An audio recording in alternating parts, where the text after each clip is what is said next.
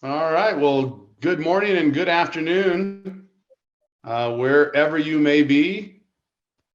My name is David Waugh. I'm with Managed Methods, and this is the continuation of our Cybersecurity and Safety Leadership Series today, Security and Investigation Survival Guide webinar. So thank you for joining us. We are just getting live, so I'm going to give it a few moments for folks to go ahead and get into the session. We'll wait just momentarily here, let people join in. We had well over 200 folks pre-registered, so we'll allow some folks to get logged into the session and get going. And again, good morning or good afternoon, depending on where you are. I'm coming to you live from the Centennial State of Colorado, so it's 11 o'clock here in the mountains. And of course, I've got some panelists with me who I'll be introducing momentarily. So we're covering a handful of time zones. If you're on the West Coast, still morning as well. And then if you're on the Midwest or East, you're hitting your lunch hour. So thank you for taking time out to join us. Again, my name is David Waugh. I am with Managed Methods. We are hosting today's event. And again, this is the K-12 Cybersecurity and Safety Leadership Series. This is second or third webinar in the series this spring, where we're going to be talking to school districts about what they're doing out there with security and investigation. So why don't we go ahead and get started. Katie, if you want to jump the slide forward a little bit here. We'll go through just some basic housekeeping items. I'm going to first ask my panelists, just make sure, are you all three? Can you see the slide deck? Is it there? Yes. Okay, all right. So just some housekeeping items for the audience and everyone to understand. Yes, the webinar is being recorded. You will receive a recording link of the presentation and the webinar usually within 24 hours or so after the event. But be patient. Give us a chance. It may not get out to you until Monday if you don't get it tomorrow before the weekend. Any questions that you may have throughout this session today, please put them into the Q&A panel. And myself and my associate Katie will do our best to be fielding those, and then we'll get those questions to our panelists towards the end of today's webinar. Everyone is muted in terms of the attendees. The only ones that are not muted, of course, will be myself and our participants. Again, if you have insights, comments, thoughts, questions, etc., please throw those into the Q&A, and we will go from there. Okay. All right, well, why don't we go ahead and get started? So what we're going to cover today, again, this is, I like to say, this is kind of like a roundtable chat. It'd be like if all of us were together at a conference and myself and our panelists maybe were sitting in front of the room at a table, and we normally would be interacting and handing a microphone around the room. But unfortunately, we're in a virtual setting, so instead of handing a microphone around the room, attendees out there, virtual attendees, please put your questions again in the Q&A. First and foremost, we're going to just talk about why it's important to do cloud audits, cloud app audits, et cetera, and dig into those environments. More specifically, we'll talk about Google Workspace, Microsoft, those types of things. What are some of the things that you should look for in doing cloud audits? And I'll share some things from Managed Methods perspective, and then we'll have our panelists share their perspectives on this. And then we're going to kind of talk about what's coming up on tap with our panelists in terms of projects and cybersecurity plans, et cetera. So, and we'll get to, of course, Q&A there at the end. So why is it important to do a Google and Microsoft audit in your environment? And I know our panelists will have things to share on this, but that's what we're going to want to kind of jump into, the importance of why you should be investigating all layers of your cybersecurity stack within a school district. But it's important that you look at everything. This graphic that we've got up on the screen right now kind of depicts a basic example of a tech stack within a school district out there, where you're going to have, of course, your infrastructure layers, where you've got specific things you'll do there, like vulnerability testing, penetration testing, access control, of course, patch management with devices and whatnot. You're going to have network layers where you do various protection layers through firewalls and IDS and IPS, maybe some content filtering there, maybe your secure Wi-Fi. And then, of course, you'll move further out to the devices, the endpoints, and dealing with things on the device, whether it's a Chromebook, a PC, a Mac, whether it be content filtering, virus protection, malware, threat detection, et cetera. And then, of course, access into the systems through two-factor, multi-factor Arguably the least addressed area still today, based on our experience as well as surveys we've done with various groups, and then looking at experts out there in the industry, is the cloud app layer. And that's because it's the newest of these layers. And over the past decade, more and more systems have moved from on-premise to internet cloud-based.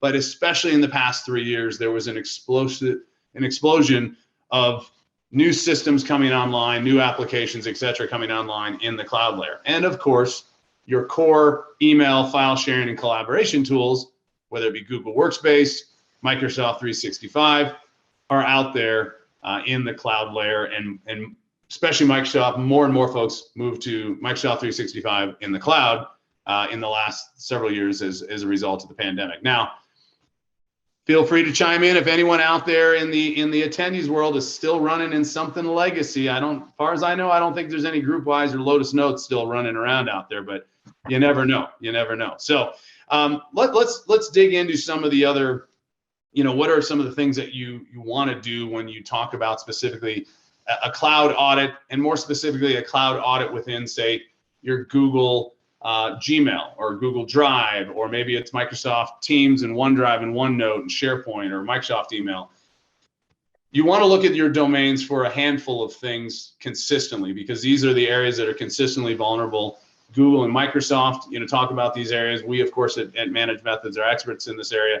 We'll get some input from our panelists today on how they share that. But some of the things that you should be doing, whether you do it on a daily, a weekly, a monthly, or bare minimum quarterly, is to analyze things like, first and foremost, third-party applications that have access to your Google and Microsoft environments, that may have access to staff information, student information. Whether it's a third-party app that is an approved application, say it's an education tool as a Chromebook extension, or maybe it's a product that you have installed through browsers, but it grants an OAuth token to your environment. It's important you need to understand that, regardless whether it's an approved app by the school district, or is it shadow IT, meaning is this something that staff or students have installed either on a school-issued device or a personal device that maybe is not designed for school day purposes? Maybe it's a shopping app or a gaming app or offensive or explicit or inappropriate applications. Important to fully understand, and I think this has become a much more widely talked about subject in the last few years, and again, because of the explosive adoption of applications out there. It's important to also understand what kind of information is getting shared in and out of your school district or school's domain, especially with the growing increase of new laws on the books with states. Of course, we have federal laws with FERPA, SIPA, COPA, HIPAA, et cetera. But then more and more states have passed laws about student data privacy information, how things can be shared, who can have access to what. Of course, also understanding what kind of data is being stored in your OneDrive or your SharePoint or your Google Drives that maybe is not school-related information. Is it copyright protected material, movies? Is it people using the Drive environments for their personal photo sharing, or worse, they're operating side businesses? We just got through, Uncle Sam collecting taxes, tax time. We see a lot of personal usage of school-issued file sharing and storage for personal tax information or personal financial information, which is not appropriate to have there in your school environments.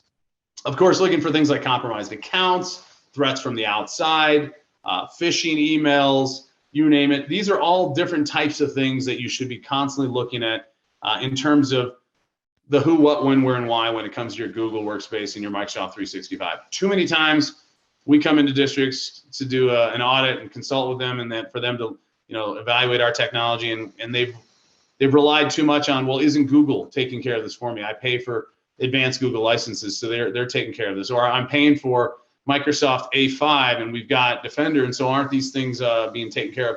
The answer is no.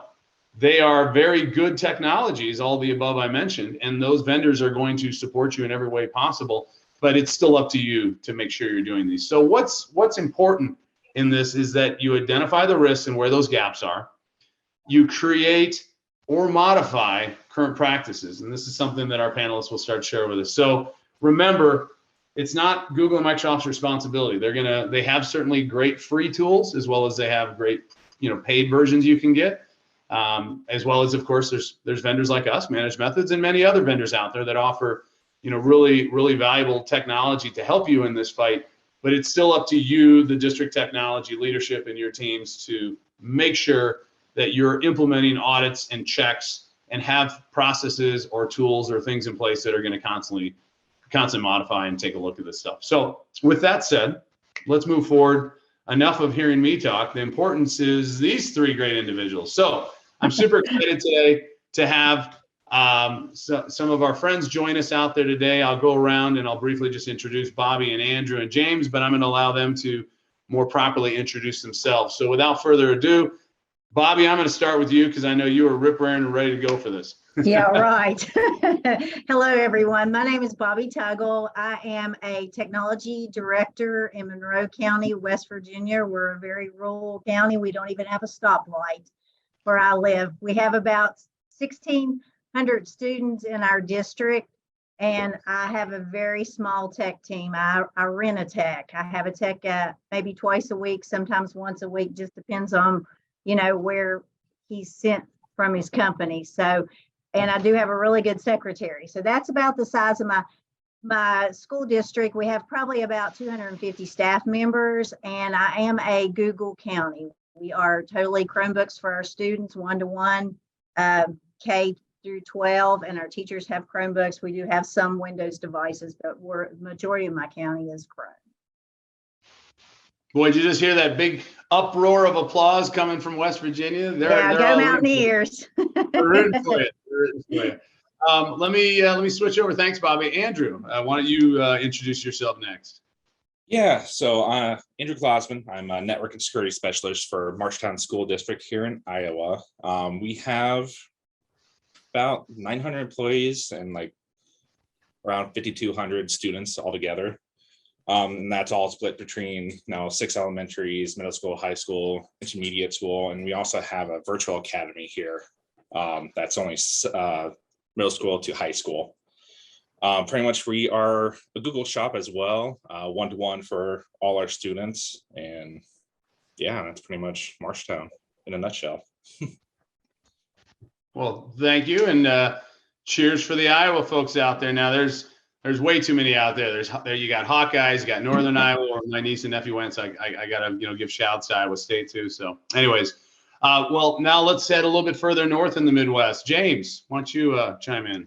Hi, I'm the tech coordinator for Rush City Public Schools. We're smaller than the other two. We've got about 900 students. I think I've got like 150 staff members. I'm the sole technology person for the district. We got 2 school buildings, and then we're 1-to-1 with Chromebooks from grades 3 through 12, and K through 2 have like classroom sets of 10, and then staff have mostly Windows devices. Okay, all right. James, you're bigger than the school I grew up in, so we had 2 school buildings as well, but I don't think we were quite pushing 900. So yeah. Well, I think one of the things that's I think a similarity between all 3 of you, at least, you're not gushing, you're not busting at the seams with lots of extra technology teams. You're pretty lean. I think Andrew, you might have the biggest team there, right? Out there in Marshalltown. So, when you look at the at least in the United States as a whole, though, when you look across the entire U.S. at the public school landscape, I don't know the exact statistic, but I once read that it was something like roughly 75 to 80% of all public school districts across the United States are less than 5,000 enrollment. I know growing up in the Midwest, and then I know living here in Colorado now, that still holds true, that kind of ratio. So you're not alone in this, in that there's a lot of, and I'm sure even in our attendees today, there's a lot of small IT shops that are going to, feel the same pain that your folks are going through. And then we salute all of you, by the way. So thank you very much for everything you guys do. Well, let's go ahead and kind of jump into some and go around the room with some of the questions. So, we're talking about a survival guide, if you would, is kind of the fun name that we've attached to this, but it's about how you are doing security monitoring and investigations and responding to things and having, a plan, both a plan of attack and a plan of response, those kind of things. So, Bobby, I'm gonna start with you, put you on the spot here first. As we're getting a little bit closer, I know while we're getting snow and winter storm warnings still here in the Colorado Rockies, end of the school year is only still about a month away. In some places schools are getting out. We'll get out end of May. Other schools will get out early June, but it's close and it'll be here before we know it. So let's talk about what are some of the top 1 or 2 summer projects that are on your plate that you may be excited about this year or maybe not excited about, but what are some of those projects, and then what are the impacts you expect they'll have next year in way of security or safety or defense, that kind of stuff? I have 3 on my list, if that's okay. One of my top ones, of course, is I'm new to ManagedMethods. I haven't been with you all very long, so you guys have been giving me some mini webinars to help me write policies and things like that. So by the end of the summer, I would like to have some of the policies in place that I'm writing and be a little bit more savvy with the program so that I can dive deeper with the kids and see what they're in, because it's wonderful. I did not have a sight into Google at all until I got ManagedMethods. So that is one of my projects. I'm switching my entire content filtering. So I'll be working on taking the old content filtering off and putting on the new and learning a new, a whole new program. And it'll also have a teacher management piece to it. And then we also have in the state of West Virginia, it was another type of, we've had several cyber attacks, ransomware here in West Virginia. So our state has provided some Defender ATP deployment free of charge because they fund our Microsoft Office 365. They take care of it on the state side. So I'm going to be looking at trying to get that deployed to work on more cybersecurity. So the other question, I have been lacking in that area because it's hard. I'm also a testing coordinator on top of being technology and a jack of all trades, anything that needs done. So my big focus this summer is to work on cybersecurity and try to make my district more safe, because we've had 3 huge counties in West Virginia attacked with ransomware here in the last couple of years. And, am I prepared? No. So my big push is to try to get prepared and, have a plan in place, because I don't have a plan in place. When I started looking at some of the questions on here, I'm like, I'm going to have to Google and do a little bit of research, because it's not things I've thought of, because I'm such a rural county and we don't think that's going to happen in little old Monroe County, West Virginia. So that's my plans for the summer right now. And people ask you, what do you do in the summer? There's no kids. We're actually busier in the summer than we are during the school year a lot of times. So, yeah, that's when you can do projects, especially things like, yes, implementing a lot more of the DLP and scanning rules like you talked about with us. Of course, obviously switching over a content filter is a big time, and you got to do that in the summer. So, well, thanks, Bobby. We'll be back. Okay. I'm going to move along the table here, the virtual table, Andrew, because you're sitting right in between James and Bobby at the table here. So, yeah. So I know, of course, summer's always busy for any technology place. So, but I know for us, a couple good things that I'm excited for, at least. One of them is we are updating security cameras and all that stuff for our district, for our high school, to get stuff more off-prem in VRs to the cloud, just so less stuff I have to manage, update firmware, and have that stuff to worry about on my network. And that would also relieve some of my VPN access people who has that VPN access, just lower that security risk for us. And that's pretty much the biggest thing, going straight to the cloud there. Then another one was it's not really security related, but we're doing audio enhancement at our high school, which is going to help out students for a better, get that better school classroom, what's the word? I can't even think of the word now. Experience? Experience. There you go. My brain just a little nervous over here. So better learning experience. That's all good. Well, there's obviously, while we're focused on security fronts, you mentioned a physical security type of situation with cameras. Of course, we can't forget that classrooms you know, that's still our main job out there that we're trying to support is the education of the classroom. So it's unfortunate we have to spend so much time talking about physical security and cybersecurity and safety, but the reality is that we have to. So, well, that and you know, you got to get a refreshed you know, Iron Man poster back there. We need a newer, you know, he's got a newer uniform now. So, James, well, let's head on up to Minnesota. Okay. This summer I plan on, I'm running a VM environment through a consortium I belong to, ECMEC. And so everything's VMs and it's hosted there at their data center. So I'm going to be migrating everything from Windows Server 2016 to 2022. And then I also want to shore up my Azure. We're using like a hybrid Azure Active Directory domain. So I want to shore up some of the security stuff on the Azure side, make sure I'm following best practices with there. And then the state of Minnesota is providing us a discounted rate for CrowdStrike. And that's like an EDR solution. So I'm kind of excited about that, getting that on staff computers and stuff. So that's that. Then there's some other things I'm just kind of waiting on funding before I know if it's going to be a project or not, you know, like security cameras. Got it. Okay. Like and I think you'd also mentioned when we were in the green room off camera, you mentioned a Google, potentially doing some Google changes as well with your licensing. So, okay. Yeah. Busy summer for all of you. There's all sorts of stuffs on tap. Well, let's continue down the conversation. James, I'm going to stay with you, and then we'll come back to Andrew and Bobby. Specifically for cybersecurity, let's talk about incident response plans or processes and procedures you may have in place, and if any, are you planning on making changes, or you know, when we get to you, Bobby, I think it's going to be a conversation of creating maybe a plan. So, James, let's start with you. Do you have a cybersecurity incident response plan in place? And if so, are you making changes? If not, are you planning to implement one? What's happening there this summer? We do have one. We've been working with, again, that ECMEC group, and we've been doing, it's through FR Secure. Now it's called, FR Secure started it, or they're the parent company.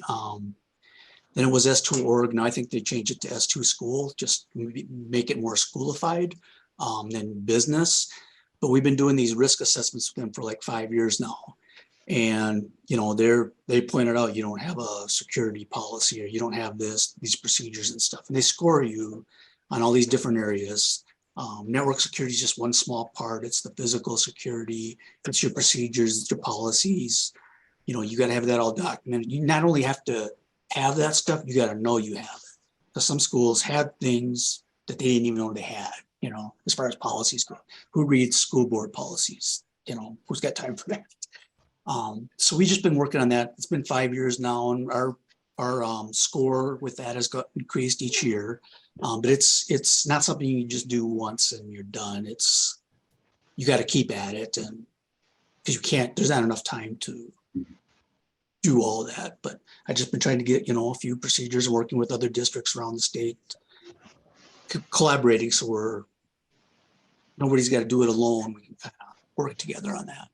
Yeah, and then, you know, speaking of collaboration, like we talked about, you know, off camera before we got started, we were talking about how you shared some experiences working with our platform with, you know, other districts in Minnesota through like a listserv. So that's important that, you know, everybody out there, you know, especially, you know, Bobby talked about within West Virginia, you're talking about in Minnesota, and Andrew in Iowa. Always remind people that while we're having this topic today, always reach out to your peers right there within your own states. Get involved in COSIN chapters or local chapters of you know, security groups and whatnot, whether it's ISSA or other groups. So good point there. And now we will scratch from the record the comment about, you know, who reads school board policies. So we'll make sure that's scratched from the record. So that one, not that ever happens. Okay. There's just so many of them.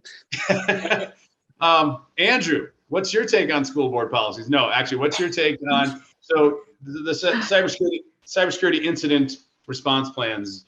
You have one in place? Yes, no? Are you changing things? What's going on in your world with that right now? So we recently just created one. So yes. So we're just a little bit behind James pretty much, but we got one pretty much typed up. I know my director and I went to an EA security committee or summit, and it was like, oh, we got to get a lot of this stuff in place. So we got some in place. We figured out pretty much what we need on it, who we need to contact, and all that stuff. So, I mean, it's always, you always got to keep updating it and keep going through the years, throughout the years with this, and because everything changes no matter what. So, but yeah, pretty much so far, yes, we do. Okay, good. Bobby, you know what's coming. Okay, so I read school board policies because I post them on the website, getting back to the policy thing. But I do not. One thing I do is I do have a disaster recovery plan where I back up. We have a company that owns a data storage center, and my county backs up to them for recovery is one thing that I do. But when I started reading your questions, I reached out to one of my counties that was attacked by ransomware. And I said, what's your disaster recovery plan? And I took a look at it.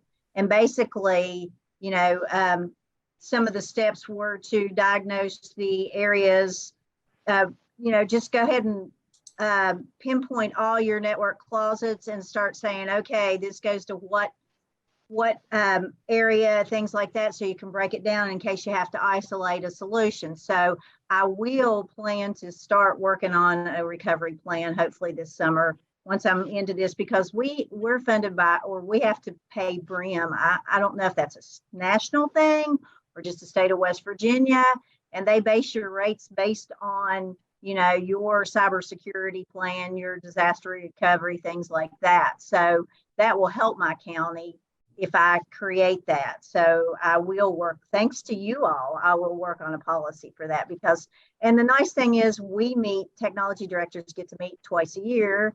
And so we can collaborate and share ideas. And so this is a really good idea, for our next session that we meet to kind of share ideas from other people. So the networking is the best part, but I'm in the bare bones right now.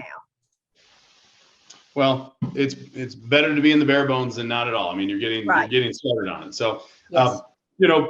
For giggles, we threw out there a poll, and a lot of folks have already chimed in.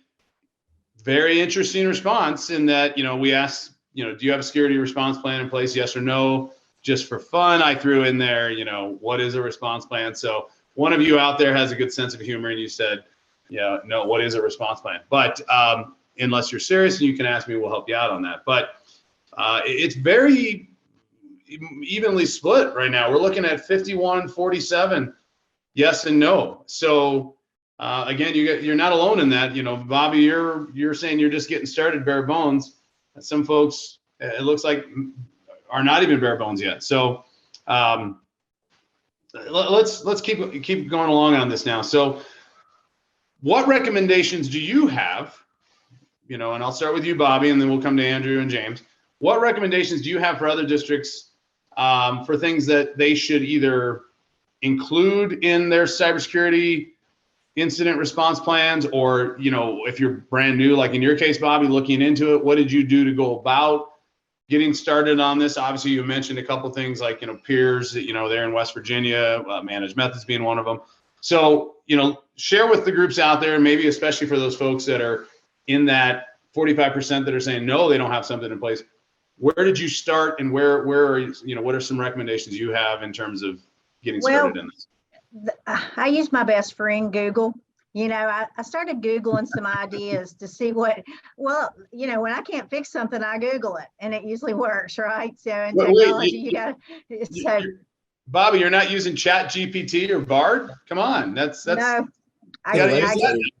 Sorry, Google's easier. I don't know, but I looked at some standards and things that you needed to do to create a plan, and the first step was to just look at preparation. What are you going to do in a plan of attack if something happens in your county? So be prepared and write some steps down. How are you going to detect this? What's in place? Like our State Department is my resource. If I have a cyber attack, I'm going to contact my Department of Education, the technology team, and then they'll get their team together and they'll come in and help me. So, you're going to detect and analyze, and then you're going to then look and see if you can contain it, whatever happens on a cybersecurity attack, and if you're going to be able to recovery. So those are just some of the steps. And then what are you going to do afterwards once you've done that? So those are just areas that I think I'm going to address in my plan to make sure that it is effective and I know where to go instead of it happens and then you're like, what do you do next? So that's just the basic steps for me. You know, it may not work for everybody, but that's a starter to get it going. Okay, that's good. Andrew, what's your thoughts on that? So pretty much my recommendation, if for the folks who haven't started, look at the NIST protocols. Pretty much they have pretty much a list of, you know, what you need to go through, what you need to start up, and all that stuff. So that list is out there for you guys to definitely, you know, use. Secondly, on that, just definitely figure out who you guys need to contact internally, externally. Like if it's some external partners you need contact, if something does happen, at least have those written down for you guys, and you know, at least so they know something happened, you know, if something does ever happen. So Okay. James? Mine's got a lot to it. One, you want to know what you have and what it's used for. You want to document, you know, all your servers, what information is where, because you don't know what the bad guys are going to be after, what they've got into. So you got to be aware of everything you have. Then the contact information, you know, have your cybersecurity, if you have that number like at the top of the list, because I think it's going to be my first call, because then they can maybe pull in some other help. And then my tech partners I use, you know, they're on the list. And then we've got like a security group internally where we contact them, because this is just ain't gonna be just on me if something happens. It's the whole district team's got to work on this. You know, one person can't contain all of that. So it's important to have all of that, and then make sure you print out your plan, because if you lose internet or whatever, everything's documented online, you can't get to it. The plan isn't gonna be much help. Yeah, I've walked into many districts where somewhere in the IT department they have a chart or a graph or something on the wall that has that up there, and make sure it's definitely printed, laminated, sealed, not on a dry erase board, not where somebody like David is visiting and leaning against the dry erase board and rubs his back and accidentally erases half of it. Don't worry, it was a work in progress. They had already had a picture of it. So, well, throw it out to the audience real quick. People throw it, you know, feel free to put stuff out there in the Q&A. I know somebody asked the question of, you know, didn't catch what one of you said, and thank you. One of our audience members said NIST, NIST protocols. You know, feel free to either, you know, throw something out into this poll that I just threw up there, or put out there into the Q&A. Anything that you as audience members, you know, might have as recommendations or things you've done or you're sharing, where you go for your information, how you get that stuff. You know, it takes a village. There's one thing that if all of us take away from this today when we leave here: cybersecurity, safety, data protection, protecting our schools. It's got to be a mindset that everyone has, from the school board all the way down to technology departments. It does take a village. We're all in this together. There's lots of great resources, vendors, etc. So keep that in mind. And thank you, you know, for those thoughts on that. Let's move along here. What types of processes, tools, etc. James, we're going to start with you. So what kind of processes, tools do you recommend to other K-12 districts that they should look into over the summer to help improve this conversation, improve their cybersecurity, their data privacy, their data protection, student safety, you name it, etc. And I know, you know, we talked again in the green room off camera. You've already been very active in sharing your experience with ManagedMethods, but, you know, besides working with ManagedMethods, what are other methods, recommendations, tools, etc.? MS ISAC is on that poll. That's a good organization to join. It's completely free. And I believe last I've heard there was like 839 K-12 districts that join that. And they've got great resources out there. And they're on my list to call too if something happens. But managed methods, yeah, that's been my like go-to thing. Because I've had, we talked in the green room about, we've had some student accounts that were hacked overseas. You know, they were showing up, I think they were using VPNs, but Taiwan, London, all over the Europe. And managed methods, it caught those and immediately disabled before they could do anything. Before that, I had one that was hacked into, and I believe it was Taiwan or China, and they were using that school account to make other accounts, like with Adobe and other things.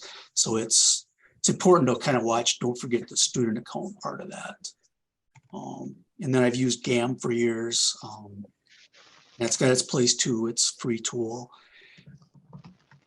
That's about it, kind of. Okay. All right. Yeah, that GAM's obviously a very popular tool set to be used within the Google environments. Good point. You know, yeah, like we put in the poll there. I just threw out just some basic items right off the bat. MSISAC, of course, NIST, CIS, regional groups, etc. But yes, thanks for sharing, James. Those are all good starting points. And also thank you once again for, you know, your kind words on managed methods and sharing that. Andrew, we'll come along. Let's go over to Iowa. So pretty much what I would recommend is, if you guys haven't done it, I would do like a security audit, trying to figure out, bring some people in to figure out where your weakest points are, what you need to fix. Because when I first got into this position, that's what I recommended doing, and we did. And there's quite a bit of stuff we have to fix still on that list, but I mean, at least it gives us an idea on, you know, what we need to fix, what we need to look out for, and all that stuff. And secondly, of course, he said not to, do managed methods, but I'm still going to put that out there, because you guys helped us quite a bit with pretty much what James says, with students signing in out of country. And I know we recently did an audit with Charles. I believe his name was Charles. Yeah. By the way, today it's Charles's birthday today. There you go. There you go. Happy birthday, Charles. But we did an audit, pretty much what you mentioned at the beginning of this, for shares, drive, and stuff like that. And I know we're changing our website so we can actually stop using Google Shares and all that stuff, fully break all those finally. So not all that stuff is out there anymore. So okay. Yeah, that's a key point, and that's also one of those. You know, I'll do a quick plug for Managed Methods. And here's a t-shirt. It is the, somebody asked the question, wait, are you a service, or we're a software platform that, we're a platform as a service, software as a service, if you would. But like you just mentioned, Andrew, we provide complementary, all the training, support, tech support, is all complementary and including. Yeah, it's in the license model. So you get that. And Andrew, thanks for pointing that out.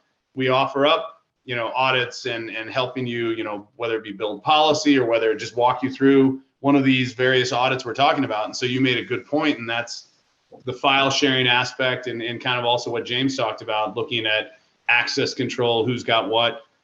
Because, while yes, some school districts, have people that are remote schooling from other places outside the United States, or legitimately somebody's gone on a vacation for spring break, somewhere. But the vast majority of you probably don't have students on a daily basis that would be logging in from the Philippines or somewhere in Europe. So yes, that's and I'm not picking on the Philippines, Southeast Asia, somewhere in Asia, but good point. You got to look at a lot of different facets. Continuing along on this topic, Bobby, I know you're newer to the Managed Methods family, but outside of Managed Methods or with Managed Methods, what kind of process, tools, tricks, tips, techniques are you working on or focused on? I know you shared at the beginning, obviously, we're one of your projects for the summer to implement more rules there. What are some of the rules you're looking to go along on? Well, I'm not sure. I'm still diving into it. I'm still, as things appear, I'm asking for help to help me, teach me how to write the rules. And so I've just got to get a little bit more familiar with it. But on the process and tools and things, in West Virginia, the state of West Virginia provides our Office 365 for us. And it was an option to multi-factor authenticate. and it wasn't a requirement, but I made my staff, entire staff. So I'm pushing any county in there, any state in there that hasn't done that, to push your staff to multi-factor authenticate, because you had so many compromised email accounts, and I didn't have ManagedMethods at the time. So now it is so sweet in ManagedMethods.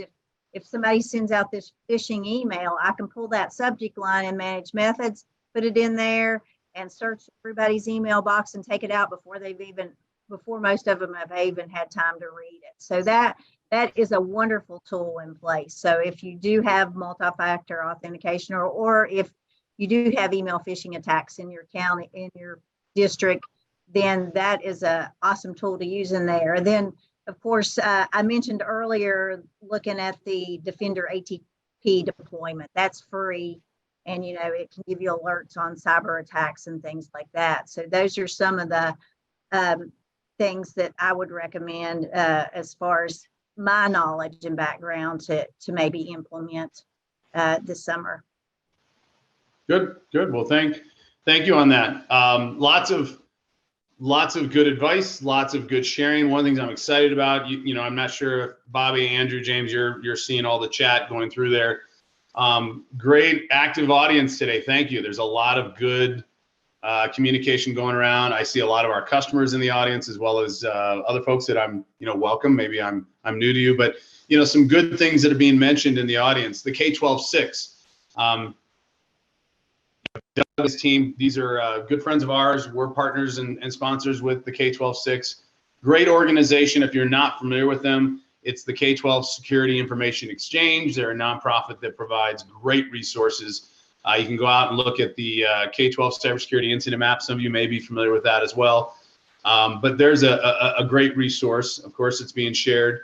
A little shout out, I think, for one of the Minnesota groups, Security Studio, Ryan and that group up there. Obviously, great folks that know a lot about what they're doing, that have helped with things as I think Eric sharing this. There's some folks that talk about the reference guide. Mac shared a news story down in his neck of the woods in Southern California. You're right. And I think this goes back to something you said earlier, Bobby, and I think James, you've alluded to this before. You made the comment, Bobby, I would have never thought out in rural West Virginia. Obviously, the story that Mac's sharing here is San Bernardino, California. It's a bigger region in the metropolitan greater LA Riverside area. LA County, of course, made headlines at the beginning of the year. But if any of you have you've seen any of my presentations or we talk about it, the headlines are everywhere. It doesn't matter whether you're a small county school in West Virginia or Minnesota or Iowa. You could be a big city urban school, you could be a tiny school. Everyone is at risk and everyone is vulnerable. And some would arguably say that you as a smaller district are more vulnerable because you don't have as many resources available to support you. And others would argue, well, the big schools are more vulnerable because, well, they may have more resources, they've got much larger access points, if you would. But at the end of the day, we're all in it together. And, the objective is to stop making these just headlines and make this a constant conversation that it's a constant narrative that we're all a part of. And that's why we're talking about these types of things. So whether it's putting a security incident response plan in place, whether it's have tools and methods in place to conduct the audits, because part of what we're all about at ManagedMethods is to focus on the preventative aspect, like so many security vendors are, but we focus in on, do these investigations and audits on a regular basis, like you shared, James, with, compromised accounts, setting things up and, to look for that, create rules to automatically stop, block, revoke, quarantine, etc. Andrew, you mentioned it with both access control, but file sharing. Bobby, obviously you got two folks right here with James and Andrew you can tap into when you're implementing more ManagedMethods. But to the audience out there, is there anyone else that's got some juicy tidbits that you might want to share with us, the panelists and myself, the moderator, or anyone else? Feel free to throw it in the chat. There is a lot of great information out there from national organizations like COSIN on the Consortium of School Networking. Many of you in the audience I know are COSIN members. You have COSIN chapters in your states. But outside of that, organizations like you've mentioned, MSISAC, looking at NIST and CIS controls, there's lots of really good free information available both from the federal government, state government, national consortiums, local consortiums, and of course, lots of great vendors that are out there. And of course, since we focus specifically on Google and Microsoft and Google themselves have some great resources available. They have great free tools out of the box available, as well as they, of course, offer some paid versions. And then, at the end of the day, of course, we ManagedMethods. This is what we specialize in. But again, we're one of many out there in this village, if you would, this ecosystem. So before we throw it out to more Q&A from the audience, got something coming up. Did James, you have a mention? No, sorry, somebody popped the question. Go ahead. We're using InfoSec IQ for doing security training, and we made it mandatory this year that all users have to go through some security training. It's like on passwords, it's on keeping private data safe, the student data, that's the most important thing. And then we do phishing tests with, all year long with our staff. And there's InfoSec, there's KnowBe4, and there's a few others out there. But it's just important that your users are going to be your best defense against anything. You can have all these tools and stuff, but if your users are clicking every link or have admin rights on every desktop or whatever, you're going to get hit. So it's important to train them. Very, very good point. Yeah, and that goes along with the question I think that came from the audience out there for you panelists is, do you conduct dry runs or test scenarios of your security plan, whether it be your incident plan or recovery plan? Do you conduct a dry run, once a year or multiple times a year? James, I'll start with you. Okay, not yet. That's something we want to do. With the way our thing is set up, it's hard to do like a emergency test to see if our backups work, because we need a place to do that too. So that's what's, a financial reason we haven't been able to do that yet. But we are going to plan on start doing like tabletop exercises and stuff, so we can, as the group, if something happens, okay, who's going to do what? How are we going to react? So when it does come up, we're not all panicked. We kind of know what to expect. How about you, Andrew? We're actually in the same spot with James. We need to be doing some tabletop stuff, and we just haven't gotten there yet. But we have pretty much stuff written down on what we're wanting to do, what we need to do. We just got to sit down and do a tabletop. So, okay. Bobby? That'll be in my plan. I'm taking good notes. Let's throw this out there. And I know that obviously James and Andrew and Bobby, you've done this because you work with ManagedMethods, but throw a poll out to the audience out there. Has your school district, your organization, whatever it may be, have you conducted a comprehensive audit and risk scan of your Microsoft and or Google domains? And when we say audit and risk scan, not just an audit that's looking at settings and dials and controls and admin panel, but looking at the content, the users, the behavior, the access.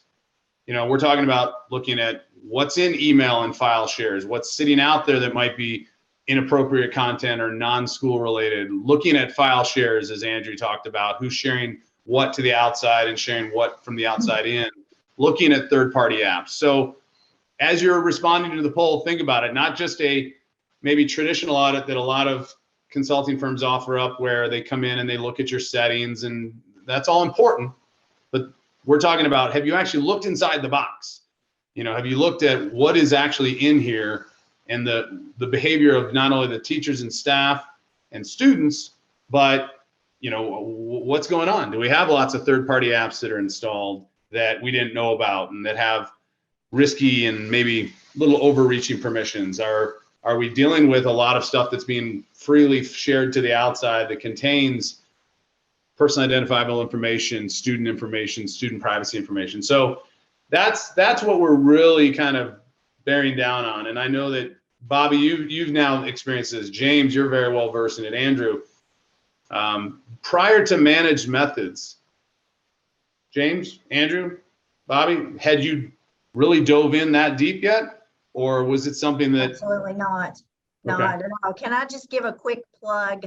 You know, looking at the self-harm piece of it, being able to dive into that. It was late one Sunday night and I got an alert and I was like, oh, I don't know, want to look at this. But I looked at it and it was a student that had written a suicide note to her mom, dad, and sister. So by getting that alert from ManagedMethods, I was able to get on the phone, call the counselors, get this kid help before something, you know, went wrong. So, you know, the deep dive and being able to get that information is amazing. Yeah, prior to the managed method audit, I did with Amplified IT, but that was like the settings and all that stuff. Managed methods, you know, was way, and that's better. It's different because it is, you don't know what apps, what permissions they have, you know, what those apps can do and who's accessing them, you know. So now I'm able to, if there's an app that under 13 should not have access to, I can block that, you know, it's just taken away. So. Right, and you mentioned another great resource. The company formerly known as Amplified IT, they're now obviously a part of CDWG. Great, another great resource out there, and their audits are extremely comprehensive. And obviously, we're partners with CDW and Amplified as well, and they do great work on both Google and Microsoft. So that's another one for you folks to maybe make a note of if you're needing assistance on all shapes and forms of security. How about you, Andrew? Thoughts? We were pretty much in the same boat with James again. Because yeah, before we just had Bark and, you know, Go Guardian, but I know main thing we got ManagedMethods for is to actually look into, like I said earlier, the shares and stuff like that. And it's amazing to see, like, oh, this is shared out to the world, to these people, like holy cow, I don't know it. So, well, you kind of said it, holy cow. We always kind of put a disclaimer out there and warn people when they're beginning one of our, so it is a free trial to do the free risk assessment and audit from ManagedMethods, as I think Katie put into the chat. You know, James, Bobby, Andrew, I know that's how you all began with us. Everyone begins that way. They take advantage of our free trial. It's extremely easy to set up and deploy. And in the free trial, we helped you conduct this free granular audit, risk, and safety assessment of your environment. And sometimes it is daunting. You know, it is like, holy cow, look what, you know, you're opening up Pandora's box. Other times it tugs at the heartstrings. And Bobby, you just shared something, and we didn't touch today. The focus today wasn't on the cyber safety aspect, but obviously that's a natural component of a technology like ManagedMethods, because we have granular visibility into everything that comes in and out through email, and what's in email and what's in file shares and what third-party apps are there, and really everything that's going on in your Google Gmail, Drive, Microsoft email, Outlook, OneDrive, SharePoint. That's something that's a capability, and it's there. That's something we highly encourage everyone to take advantage of our free risk assessment, our free audit with that free trial. But be prepared. We're going to show you things you didn't see before, and it begins with visibility. And with that, final comments. We'll go around the room. We'll see if there's any final questions in the room.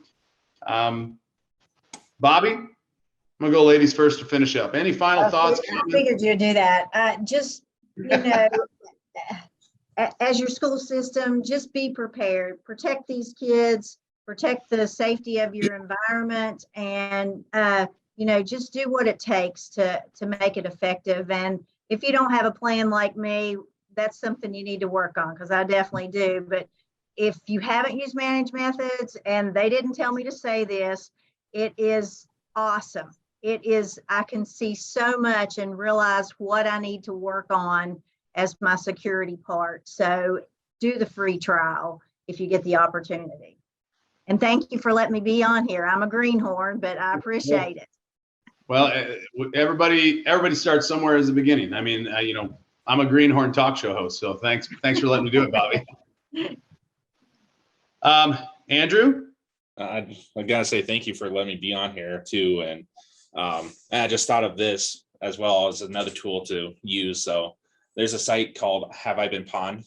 And Yep. I know I set up so at least anything domain wise, if my domain, like certain kids, certain staff has been, in a data breach email wise, I get those alerts and I can easily look through there too. So if that's something else you guys could use as well, who haven't looked that far. Yeah. So. And as you know, it's built into our platform as well. So Oh, yeah. Yeah. So, I mean, you Have I Been Pwned is a great free resource. You don't have to have our platform to go check it out. You can go out there and put in your email address and check it out, but we automatically have it baked in to our platform as well, along with a couple other nice free open source tools. So you can check, is it a VPN? Has it been, has this account been compromised? Have these passwords been used before, et cetera? So good point. That's a very good point, Andrew. James.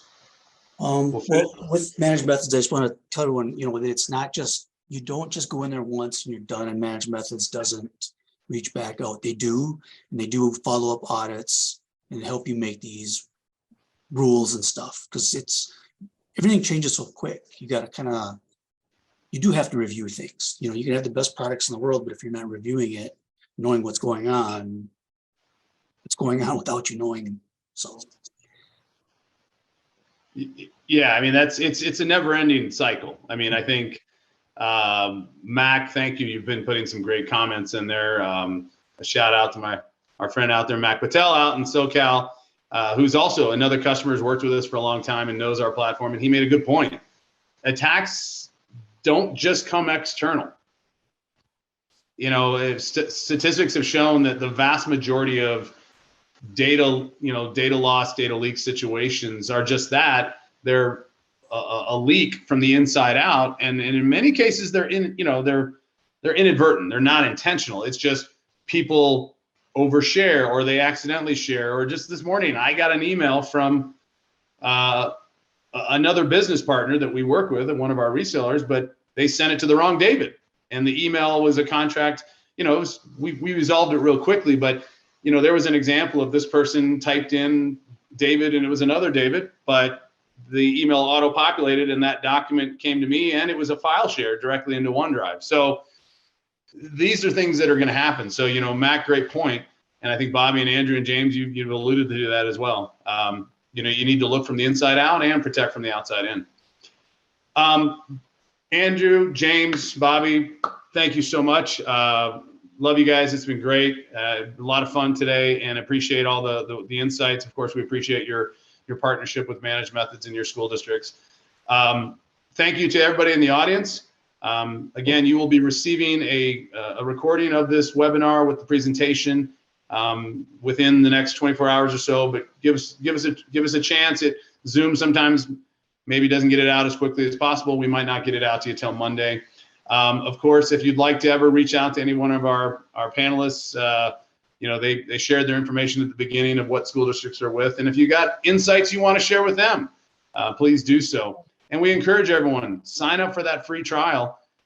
It is a complimentary free trial. It's not something we require a credit card up front. It's not a high pressure sales tactic. Obviously, Bobby, Andrew, James, you all gone through this. It's there for a purpose, to try it. And we've had some folks do the free trial and say thanks. You gave some good insights, but we part as friends. They don't necessarily become a customer. That's not what it's all about all the time. So appreciate it. With that said, thank you very much for joining us today. Thanks for everyone out there, whether you've been interrupting your lunch, whether you're in the afternoon, morning. We're now at the top of the hour. It's 12 noon here in the Rocky Mountains. And again, thank you, everyone. James, Andrew, Bobby, we'll talk soon. Thank you very much for your time, and have a great day, folks. Bye-bye. Bye.